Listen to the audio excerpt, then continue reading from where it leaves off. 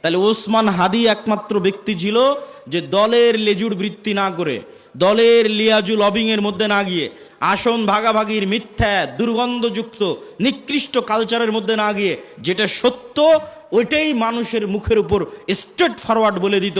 আর এই রকম একজন মেরুদণ্ডওয়ালা, যার মেরুদণ্ড আছে, যে স্ট্রেট ফরওয়ার্ড সত্য এবং ন্যায় বলতে পারে জ্ঞানের সাথে বুদ্ধিমত্তার সাথে, এটাই নেতা, এটাই নেতা তৈরি হওয়ার রাস্তা। আর এই রকম একজন মেরুদণ্ডওয়ালা সত্যবাদী ন্যায়পরায়ণ নেতা ওই রকম লাখো দুর্নীতিগ্রস্ত নির্বাচিত এমপির চেয়ে পাওয়ারফুল। এবং ওই পাশ্চাত্যের আর আমাদের পাশের দাদাবাবুরা তারা পর্যন্ত ভয় পায় এই রকম নেতাকে। কেন? ওই যে দুর্নীতির মধ্যে যে নেতা উঠে এসেছে, ওকে টাকা দিয়ে কিনে নেওয়া যাবে। ভারতও ওকে কালকে টাকা দিয়ে কিনে নিতে পারবে, আমেরিকা ওকে কালকে টাকা দিয়ে কিনে নিতে পারবে। ওকে বলবে তোমার যত দুর্নীতি করার ইচ্ছা করো, টাকা পাচার করে নিয়ে আমার দেশে চলে আসো, আমি যা বলবো তাই শুনবা। তো ও যেহেতু এই দুর্নীতির প্র্যাকটিসের মধ্যেই বড় হয়েছে, তো ও কোনোদিন দেশের পক্ষে কাজ করবে না, অন্য দেশের গোলামি করবে, অন্য দেশের গোলামি করবে। তাহলে গোলামি থেকে বাঁচার জন্য একটা প্রজন্ম তৈরি করতে হবে আপনাদের, যে প্রজন্ম হবে সত্যবাদী ন্যায়পরায়ণ, মিথ্যা এবং অন্যায়ের সংস্পর্শে যায়নি, মেরুদণ্ড বিক্রি করবে না টাকার কাছে। আপনি মাপবেন কেমনে যে আমি সত্যবাদী ন্যায়পরায়ণ কিনা? আপনি নিজেকে জিজ্ঞেস করেন যে আপনি আপনার পিতার সম্পত্তিতে আপনার বোনকে ন্যায়ের সাথে সম্পদ দিয়েছেন কিনা? আপনার পিতা আপনার দাদার সম্পত্তিতে আপনার ফুফুকে ন্যায়ের সাথে সম্পদ দিয়েছে কিনা? যদি দেখেন হ্যাঁ ন্যায়ের সাথে বন্টন হয়েছে, তাহলে আপনার মধ্যে নেতৃত্বের গুণ আছে, আল্লাহর দৃষ্টিতে আপনি নেতা হতে পারবেন। আরও বাকি গুণগুলো অর্জন করলে পূর্ণ নেতা হবেন, কিন্তু মোটামুটি এই গুণটা আছে। আর যদি দেখেন যে না, আপনি ন্যায়ের সাথে বন্টন করতে পারেননি, আপনি নিশ্চিত জেনে রাখেন, আপনি নিশ্চিত জেনে রাখেন আজকে আপনি আপনার স্ত্রীর সাথে ন্যায় করতে পারেননি, আজকে আপনি আপনার বোনের সাথে ন্যায় করতে পারেননি, আজকে আপনি আপনার পিতা মাতার সাথে ন্যায় করতে পারেননি। ওয়াল্লাহি আল্লাহর কসম করে বলছি, ওয়াল্লাহি আল্লাহর কসম করে বলছি, যে তার বোন তার ফুফুর সাথে ন্যায় করতে পারেনি, এই ব্যক্তিও যদি নির্বাচিত হয়ে ক্ষমতায় আসে, সেও গত 16 বছরের চেয়ে বড় দুর্নীতিবাজ হবে। তাহলে নেতা তখনই তৈরি হবে যখন ন্যায় এবং সত্যবাদিতা তার রক্তের মধ্যে থাকবে। আর মিথ্যা গোলামির কালচার। ইব্রাহিম আলাইহিস সালাতু ওয়াস সালামের 2 সন্তান, এক সন্তানের নাম ইসহাক, আর এক সন্তানের নাম ইসমাইল। ইসহাককে রেখে দিলেন জেরুজালেমে, আর ইসমাইলকে রেখে দিলেন মক্কায়। ইসমাইল থেকে মোহাম্মদ পর্যন্ত এই দীর্ঘ সময়ে এই বানু ইসরাইলের সাথে কি হচ্ছে দেখেন, শর্টকাট। ইসহাকের সন্তান ইয়াকুব, ইয়াকুবের সন্তান ইউসুফ, ইউসুফের 11 ভাই মিলে পিতা মাতা মিলে মিশর। মিশরে ইউসুফের মৃত্যুর পরে ফেরাউনের 300 বছরের গোলামি, ফেরাউনের গোলামি থেকে মুসার হারুনের হাত ধরে মুক্তি, মুসার হারুনের হাত ধরে মুক্তির পরে 40 বছর সিনাই মরুভূমিতে পাগলের মতো ঘুরপাক, 40 বছর পর ইউশা বিন নুনের হাত ধরে জেরুজালেম বিজয়, তারপরে পুনরায় আর এক জালেম বাদশার কারণে জেরুজালেম থেকে বিতাড়িত, তারপরে দাউদ, সুলাইমান এবং তালুতের মাধ্যমে জেরুজালেম বিজয়, জেরুজালেম থেকে সারা পৃথিবীতে শাসন ক্ষমতা প্রতিষ্ঠা, তারপরে আস্তে আস্তে জাকারিয়া, ইয়াহিয়া, ঈসা, মারিয়াম। এই যে দীর্ঘ সময় বানু ইসরাইলের, এই দীর্ঘ সময়ে বানু ইসরাইলের চরম উত্থান পতন হয়েছে, 2-3 বার গোলামির জিঞ্জিরে আবদ্ধ হয়েছে। তার মধ্যে সবচেয়ে বড় গোলামি ছিল ফেরাউনের 300 বছর। এই গোলামির জিঞ্জিরে আবদ্ধ হওয়ার কারণে এরা নবীর সন্তান হওয়ার পরও, ইব্রাহিমের সন্তান হওয়ার পরও, ইসহাকের সন্তান হওয়ার পরও এরা মিথ্যা বলা, ধোকা দেওয়া, 2 নম্বরই রাস্তা শিখে নিয়েছিল। এই জন্য আল্লাহ বলল, শনিবারের দিন তোমরা মাছ ধরবা না। দাউদ কোরআন পড়ে, মাছেরা কোরআন শুনতে আসে, জাবুর শুনতে আসে। এরা করলো কি, শনিবারের দিন মাছগুলো আটকে রেখে দিল, রবিবারের দিন ধরলো। কি পরিমাণ ধোকাবাজ! অথচ এরা নবীর সন্তান, ইব্রাহিমের সন্তান, এই সিলসিলার সন্তান। আর এইদিকে এই যে ইসমাইল থেকে মোহাম্মদ পর্যন্ত এই লম্বা সময়, সেম টাইম, এই লম্বা সময়ে মক্কায় কোনো নদী নাই, মক্কায় কোনো ফল ফসল উৎপাদন হয় না, মক্কা কোনো বড় ব্যবসায়িক কেন্দ্র নয়, মক্কা কোনো বড় রাজনৈতিক কেন্দ্র নয়। ফলত বিশ্বের কোনো পরাশক্তি, না রোমান না পারস্য, কেউ মক্কা দখল করেনি। মক্কা দখল করে কেউ কোনোদিন ইসমাইলের সন্তানদের গোলাম বানায়নি। ফলত ইসমাইল থেকে মোহাম্মদ পর্যন্ত ইসমাইলের সন্তানেরা শিরকে লিপ্ত হলেও 2 নম্বরই দুর্নীতি, জুয়াচুরি, ধোকা, এই রাস্তাগুলো থেকে অনেক অনেক দূরে ছিল।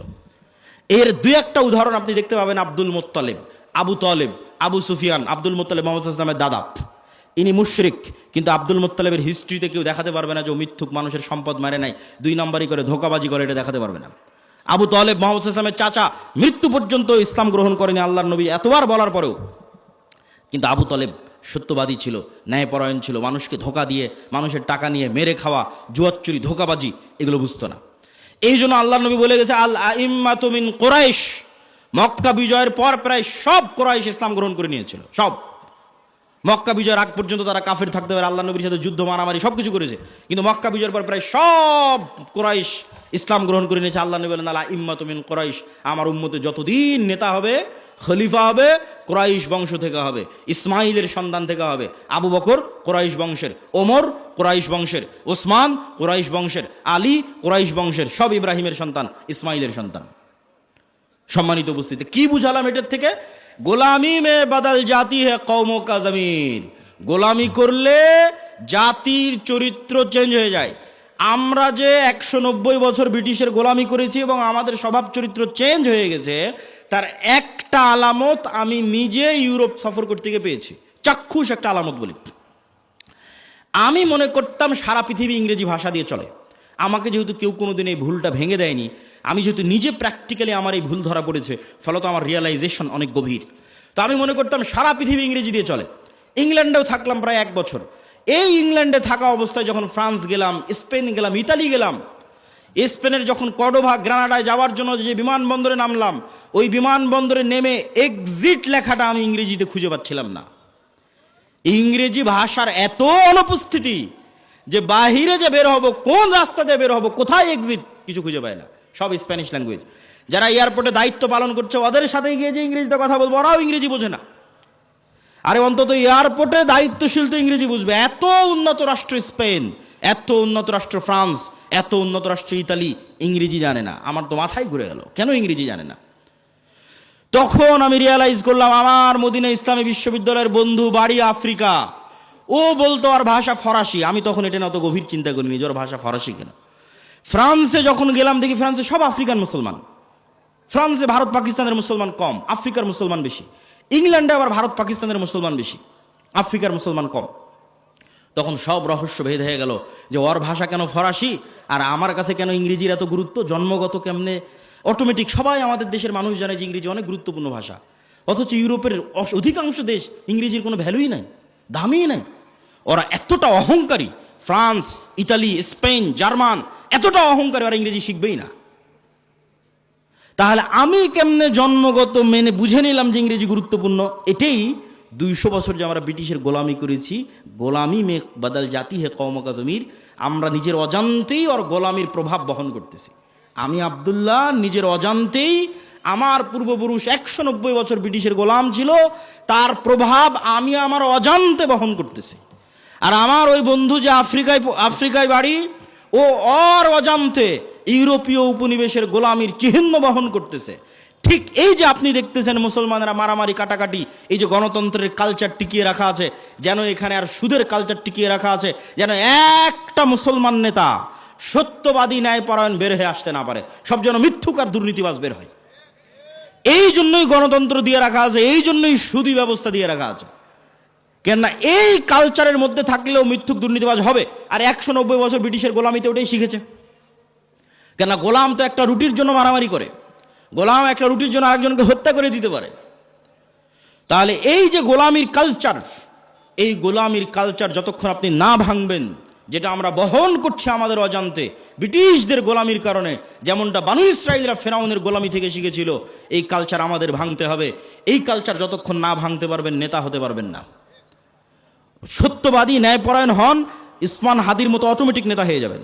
আর এই গণতন্ত্রের কালচারে এইরকম সত্যবাদী ন্যায়পরায়ণ নেতা সহ্য করার মতো ক্ষমতা এই আধিপত্যবাদী দখলদারি শক্তির নাই, ফলত গুলি করে উড়িয়ে দিবে।